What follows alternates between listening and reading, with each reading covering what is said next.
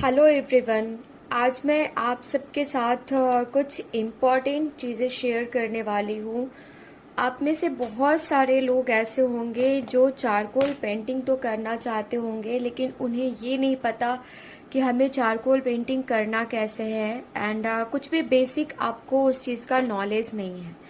कभी कभी ऐसा होता है कि हम सीखना चाहते हैं बट टाइम मैनेजमेंट नहीं हो पाता या फिर फंड मैनेजमेंट नहीं हो पाता, जिसकी वजह से हम नहीं सीख पाते हैं। ये 30 डेज चैलेंज है हमारा चारकोल पेंटिंग सीखने का। चारकोल में आप किसी भी टाइप का आर्ट बना सकते हो। सबसे पहले आज जो मैं आपको वीडियो शेयर करने वाली हूँ, काफ़ी छोटा वीडियो होगा एंड काफ़ी इन्फॉर्मेटिव वीडियो होगा। इसमें मैं आज आपको सिर्फ और सिर्फ 4 चीज़ें दिखाने वाली हूँ। ये 4 मटेरियल्स आज इस ड्राइंग के लिए हम यूज़ करेंगे। This is our first class. Ganpati Bappa आप सबकी हेल्प करे और आप बहुत अच्छे से चारकोल ड्राइंग मुझसे सीख के जाओ, इसलिए हमने आज सबसे पहले गणपति से स्टार्ट करना है। तो ये चारकोल पेंसिल है जो मैं जनरल चारकोल पेंसिल यूज़ कर रही हूँ। आप चाहो तो आप कोई अदर चारकोल पेंसिल भी यूज़ कर सकते हो। सॉफ्ट पेंसिल चारकोल की आप यूज़ कर सकते हो। मार्केट में 25 रुपीज़ से लेके ईजिली अवेलेबल होते हैं।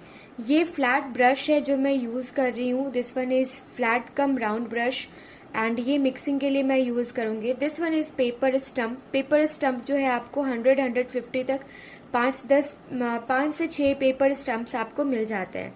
And that one is pencil eraser. Pencil eraser भी आता है, पेन इरेजर भी आता है। तो ये सारी चीज़ें हम यूज़ कर सकते हैं।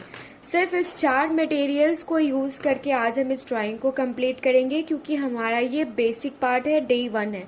और भी बहुत सारे मटेरियल्स है चारकोल में जो मैं 1 बाय 1 स्टेप बाय स्टेप अलग अलग ड्राइंग्स में आपसे शेयर करूंगी।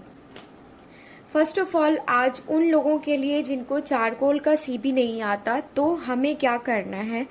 बहुत तरीके से आप चारकोल ड्राइंग कर सकते हैं। लाइक अगर आपको चारकोल ड्राइंग में कुछ भी नहीं आता है एंड आपके पास एक चैलेंज है कि आपको चारकोल ड्राइंग बनानी है, देन मैं आपको एक छोटा सा एग्जांपल देना चाहती हूँ। क्या डिफरेंस है चारकोल पेंसिल के आर्ट में एंड नॉर्मल पेंसिल के आर्ट में। ये नॉर्मल पेंसिल आर्ट मैंने यहाँ पे बनाकर रखा है। अब यहाँ पे मैं चारकोल पेंसिल से इसको आउटलाइन करती हूँ। यहाँ पे आपने डिफरेंस देखा होगा कि ये कितना डार्क दिख रहा है। फ्रेंड्स, अगर आपको ऐसा लगता है कि मैं जो ये 30 डेज चैलेंज आपके साथ लेकर आई हूँ, यहाँ से आप कुछ मुझसे सीख कर जाओगे और मैं आपको अच्छे से एक्सप्लेन कर रही हूँ, तो मेरी एक्सपेक्टेशन आपसे है कि आप मेरे चैनल को लाइक एंड सब्सक्राइब जरूर करेंगे। साथ ही साथ बेल आइकन जरूर प्रेस कर लीजिएगा, ताकि आने वाले हर एक वीडियो का नोटिफिकेशन आपको टाइम टू टाइम मिलता रहे। मैं पूरी कोशिश करूंगी कि इस डे 30 में आपको सारे के सारे बेसिक्स एंड सारी के सारी जो भी इम्पोर्टेंट एडवांस लेवल की जो भी चीज़ें होती हैं वो मैं आपको यहाँ पे कंप्लीट करवा पाऊँ। जैसा कि आप यहाँ पे देख रहे हैं, मैं यहाँ पे आउटलाइन कर रही हूँ। आप सोच रहे होंगे कि मैं यहाँ पे सिर्फ और सिर्फ आउटलाइन कर रही हूँ, बट नहीं, मैं आपको बताती हूँ कि यहाँ हमने आउटलाइन क्यों किया है। ओके, मैंने ये कर लिया मुकुट पार्ट का आउटलाइन। उसके बाद मैं आपको एक बेसिक यहाँ पे दिखाना चाहती हूँ। This one is paper stump. मुझे कुछ भी समझ में नहीं आ रहा है एंड मुझे चारकोल ड्राइंग करनी है। तो चारकोल में क्या है ना कि आपने अगर आउटलाइन कर लिया है तो आप उसको स्प्रेड भी कर सकते हो। इस टाइप के शेडेड आप दे सकते हो। देख रहे होंगे कितना आसान है और कितने अच्छे से आप इन सारे के सारे शेड्स को दे रहे हो और सारे के सारे डिजाइन्स को आप बना पा रहे हो। चारकोल डिजाइन बनाते वक्त आपको बस ये ध्यान रखना है कि ये ईजिली मूवेबल है, मतलब इसके जो चारकोल पार्ट्स होते हैं ये कहीं भी फैल जाते हैं, इजिली स्प्रेड हो जाते हैं। तो आपको अपना hand time to time clean करते रहना है। एंड जहाँ पे भी आपने चारकोल वर्क कर लिया है वहाँ पे आपको बार बार इन सब चीज़ों को, हाथ को, पेंसिल को बार बार वहाँ पे रब करने की ज़रूरत नहीं है।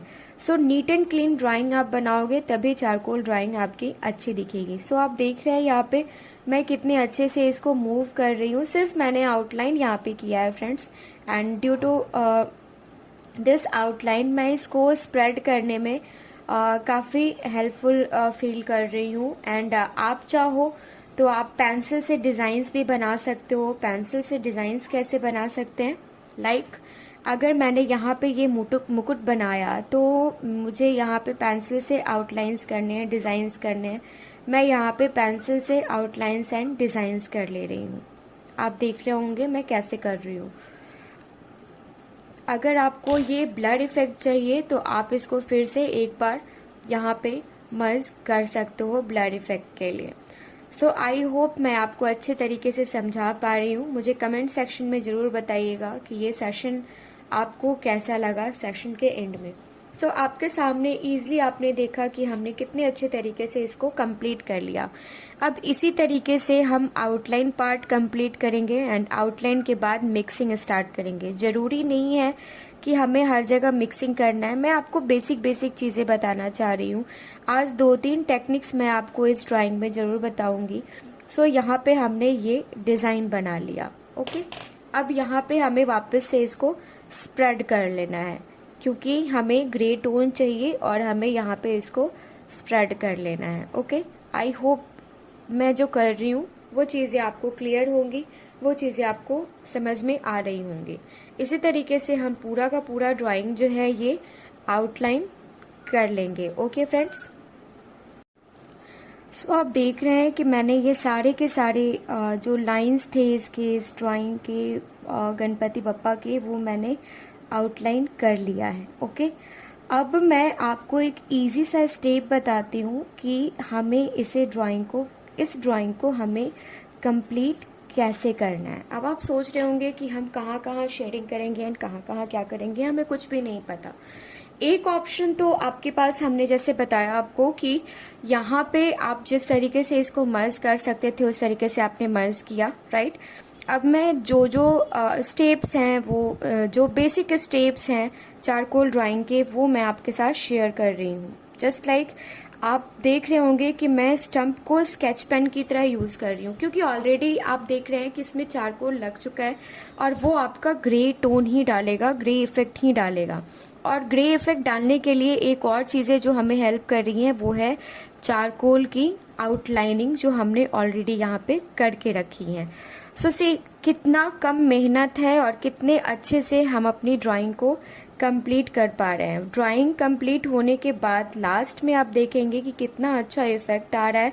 और मैं तो ये कहूँगी कि आप ज़रूर ट्राई कीजिएगा। हम जितनी भी पेंटिंग्स करते हैं उसमें सबसे ज़्यादा कॉस्ट इफेक्टिव, अगर सबसे कम कॉस्ट की चीज़ें आती हैं तो वो चारकोल के लिए ही आती हैं।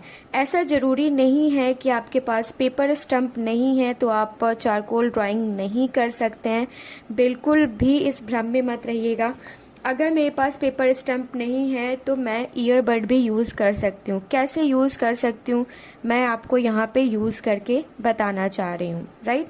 आप देख रहे होंगे कि मैं कितना स्मूथली ईयरबड से भी मिक्सिंग कर रही हूँ, ओके।